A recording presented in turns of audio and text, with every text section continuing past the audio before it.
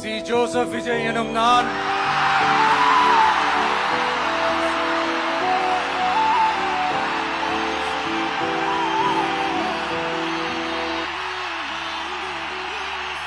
சட்டப்படி அமைக்கப்பெற்ற இந்திய அரசியல் அமைப்பின்பால் உண்மையான நம்பிக்கையும் மாறா பற்றும் கொண்டிருப்பேன் என்றும்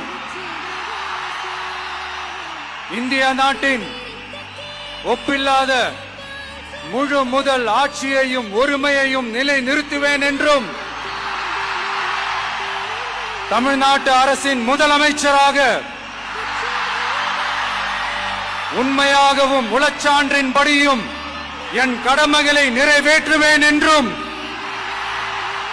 அரசியல் அமைப்பிற்கும் சட்டத்திற்கும் இணங்க அச்சமும் ஒருதலை சார்பும் இன்றி விருப்பு வெறுப்பை விலக்கி பலதரப்பட்ட மக்கள் அனைவருக்கும் நேர்மையானதை செய்வேன் என்றும் ஆண்டவன் மீது ஆணையிட்டு உறுதிமொழிகிறேன்.